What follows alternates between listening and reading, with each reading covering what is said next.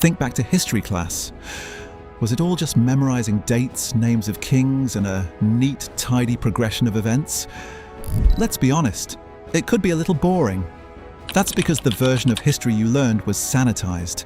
They left out the truly bizarre, the bafflingly weird, and the moments that make you just stop and go, what? What if I told you one of the most brilliant military minds in history was forced to retreat from an army of fluffy bunnies?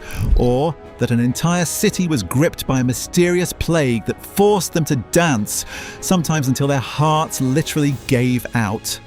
These are the stories they definitely didn't put in your textbook. These are history's biggest WTF moments. Welcome, truth seekers. Today, we're peeling back the respectable layer of the past to expose the chaos, the comedy, and the sheer unadulterated madness that humanity is truly capable of. We're going to get into 5 stories, so strange they sound like they were made up. But I promise you, every single one of these events is real and meticulously documented. History is weirder, funnier, and far more disturbing than you can possibly imagine. So let's get started. 1. The Dancing Plague of 1518. First up, we're heading to the city of Strasbourg in the summer of 1518. Times were tough. The people were dealing with famine, poverty, and a whole host of diseases. The general mood was a cocktail of extreme stress and deep-rooted superstition. Basically, the perfect breeding ground for something utterly bizarre. It all started in mid-July with one woman known as Frau Trophia. One day she walked out of her house and for no apparent reason just started to dance. This wasn't a little happy jig though. It was a frantic non-stop marathon of twisting and twirling that went on for nearly a week straight. She'd only stopped for a few moments of pure exhaustion before her own body forced her to start all over again. At first people were probably confused, thinking she was either possessed or just having a really bad day. But then things got truly weird. Within a week, a few dozen other people had joined her, all dancing with the same frantic, empty-eyed look. The phenomenon had spread like a virus. By August, the dancing plague had infected as many as 400 people. The city authorities were completely baffled. This wasn't a party, it was a crisis. People were dancing on bloody feet, soaked in sweat, some reportedly crying out for help, even as their limbs kept moving. The doctors of the time, working with the now defunct theory of the 4 humours, diagnosed it as hot blood. Their prescription? You guessed it, more dancing. In what has to be one of the worst public health decisions in history, the city leaders figured the dancers just needed to sweat the fever out. They cleared out guild halls to create makeshift dance floors, built a huge wooden stage in the town market, and even hired professional musicians to provide a soundtrack for the unfolding nightmare. This, of course, just threw gasoline on the fire. The music seemed to fuel the mania, encouraging even more people to join the grotesque show. At its peak, the plague was horrific. People were literally dancing themselves to death. Contemporary records say that up to 15 people a day were dying from strokes, heart attacks, and simple exhaustion. Finally, as September approached, the authorities gave up on the more dancing strategy. In desperation, they hauled the remaining dancers to a shrine dedicated to Saint Vitus, a saint who, according to superstition, could curse sinners with uncontrollable dancing. There, through prayers and religious rituals, the mania finally started to fade. So, what actually caused it? To this day, nobody is 100% sure. One popular theory is ergot poisoning, a fungus that grows on damp rye and can cause spasms and hallucinations, but it doesn't quite fit. The most accepted explanation is mass psychogenic illness, or mass hysteria. The idea is that the intense stress of famine and disease, combined with a powerful belief in a saint who could curse you with dance, created a terrifying feedback loop of fear and faith. The people of Strasbourg believed they could be forced to dance to death, and so they were. 2. Napoleon versus the rabbits. Our next story takes us from the tragic to the truly ridiculous. The year is 1807, and Napoleon Bonaparte is pretty much the boss of Europe. He's a strategic genius who has just signed the treaties of Tilsit, ending a war with Russia and Prussia. He's at the absolute peak of his power. To celebrate, he decides to do what powerful guys do, go on a rabbit hunt. The event was organised by his chief of staff, Alexandre Berthier, who was eager to impress his emperor. Berthier planned a massive party and wanted to make sure the hunt was a success. So, instead of leaving it to chance, he had his men go out and get a bunch of rabbits. Some accounts say a few hundred, others claim as many as 3,000. And this is where it all went wrong. You see, Berthier was a man of war, but he clearly didn't know much about bunnies. Instead of trapping wild rabbits who have a healthy fear of humans, his men bought domesticated rabbits from local farmers. These weren't wild animals. They were basically pets who saw people and immediately thought, food. The day of the hunt arrives, the fields are lined with cages full of rabbits. Napoleon and his crew of decorated generals walk onto the field, guns ready.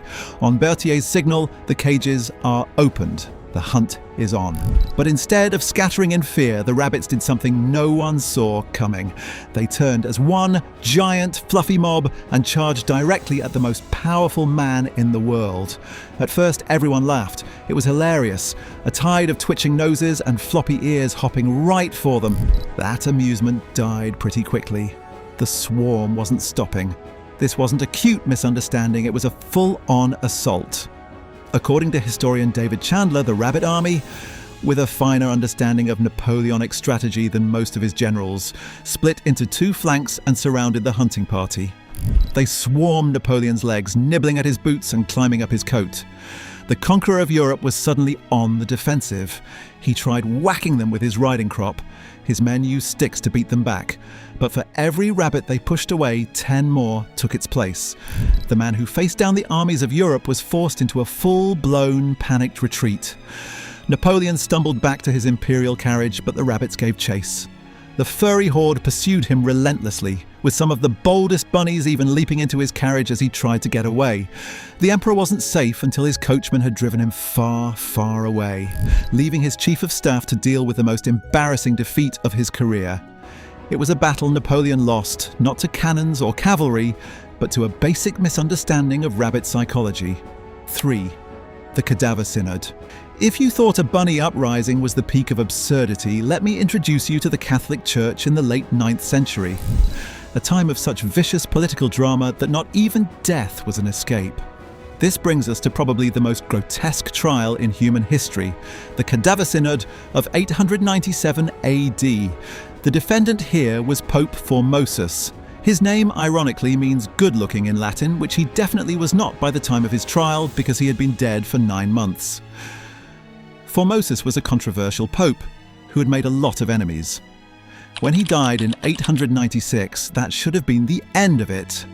But his successor, Pope Stephen VI, had a serious grudge to settle. So, in January of 897, Stephen ordered something insane. He had Formosus's corpse dug up from its grave. The decaying body was then dressed in full papal robes, propped up on a throne in the basilica, and put on trial. This wasn't just for show, it was a formal court with cardinals and bishops in attendance. The rotting corpse of Pope Formosus just sat there silently, while Pope Stephen VI screamed accusations at it. The charges included perjury and illegally coveting the papacy. Since the defendant was, a corpse, a young deacon was assigned to stand next to the body and answer for it, which has to be one of the worst other duties as assigned in history. The scene was as horrifying as it was surreal. Pope Stephen raged at a dead body while a terrified deacon mumbled defences. And surprise, surprise, the dead pope was found guilty on all charges. The punishment was brutal. All of Formosus's acts and appointments as pope were declared null and void, which threw the entire church into chaos. Then they desecrated the body. They tore the papal robes off the corpse and hacked off the 3 fingers he used for blessings. His body was then dumped in a common grave. But even that wasn't enough. Stephen had the body dug up again and thrown into the Tiber River. This whole affair was so gruesome that it horrified the people of Rome. The public was so outraged that it led to an uprising. Later that same year, Pope Stephen VI was overthrown, jailed and strangled to death in his cell. His successors quickly tried to undo the damage.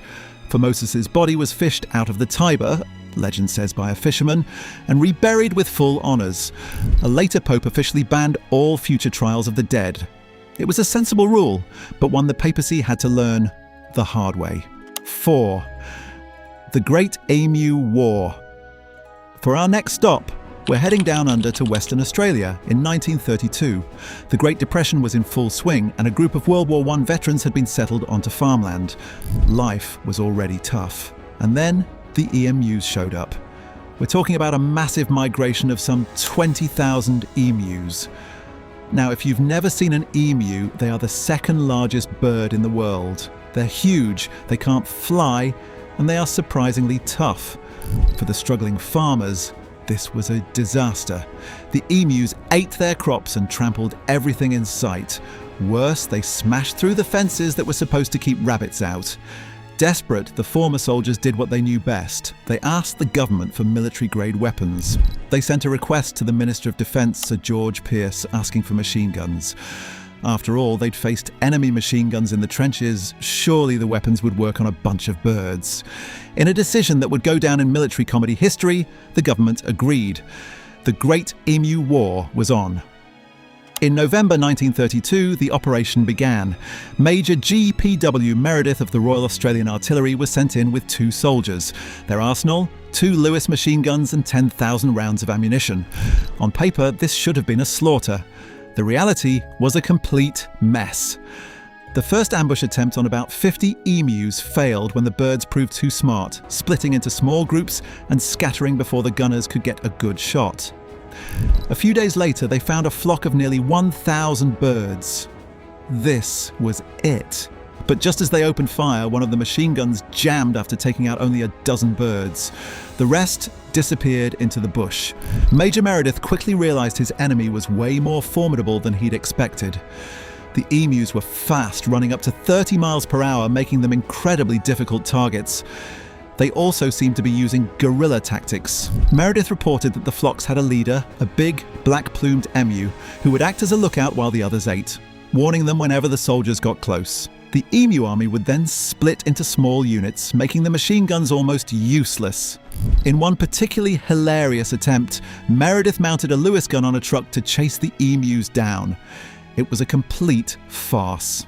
The ride was so bumpy the gunner couldn't hit anything and the truck couldn't even keep up with the birds. To add insult to injury, the truck crashed through a fence. After about a week of failure and growing public ridicule, the first phase of the war was called off. The official kill count was pathetic. Major Meredith himself was in awe of his enemy, stating in his report, "If we had a military division with the bullet-carrying capacity of these birds, it would face any army in the world.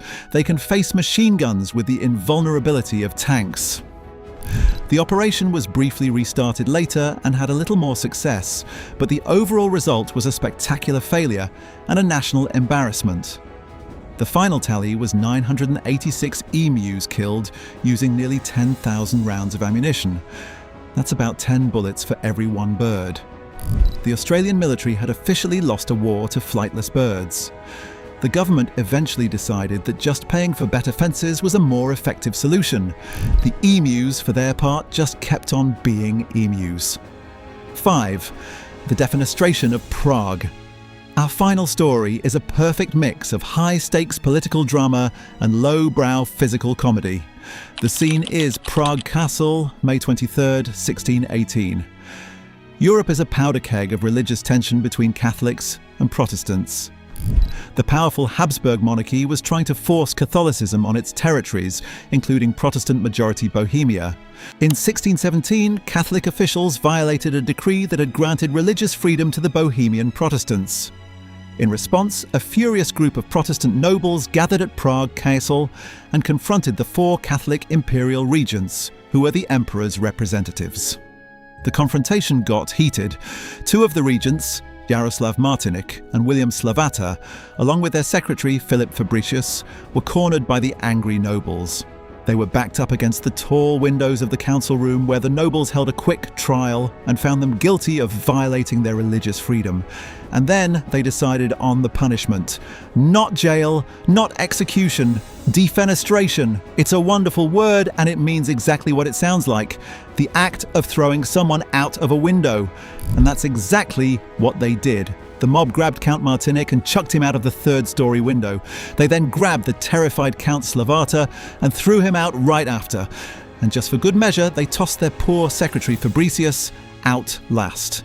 They fell about 70 feet, or 21 meters. This should have been a death sentence. It was meant to be. But here is where the story gets bizarre. All three of them survived. How? Well, according to Catholic propaganda, it was a miracle. They claim the Virgin Mary answered the men's prayers and sent angels to gently lower them to the ground. Protestant accounts, however, had a much less divine and much more disgusting explanation. The men landed in a giant, stinking pile of manure and trash that had piled up in the castle moat. Their fall wasn't cushioned by angels, but by a massive heap of dung. The image is just too absurd. 3 high-ranking officials thrown from a castle window, crawling out of a pile of manure, completely unharmed but covered in filth. The secretary Fabricius even supposedly apologized to his superiors for landing on top of them. While the survival story is darkly funny, the consequences were not. This single absurd act, the defenestration of Prague, is what historians agree was the spark that ignited one of the longest and deadliest conflicts in European history. The 30 Years' War, a brutal conflict that killed an estimated 8 million people. A war that started not just with religious anger, but with a weird, smelly, and surprisingly survivable fall from a castle window. Conclusion. So there you have it. A dancing epidemic, a military genius defeated by rabbits, a dead pope on trial, an army outsmarted by birds, and a continental war sparked by a fall into a manure pile. These are the stories that get lost in the footnotes because they're too strange or too embarrassing for the official version of history. They're a good reminder that no matter how much we plan or pretend to be logical, history is often driven by pure, unadulterated absurdity. The past isn't a neat timeline, it's a chaotic, messy, and often hilarious collection of WTF moments. Which of these stories did you find the most unbelievable? And what other bizarre historical events should we cover next? Let us know in the comments below if you had fun digging into the weird side of history. Don't forget to like this video and subscribe for more stories you were never taught in school. Thanks for watching, and stay curious.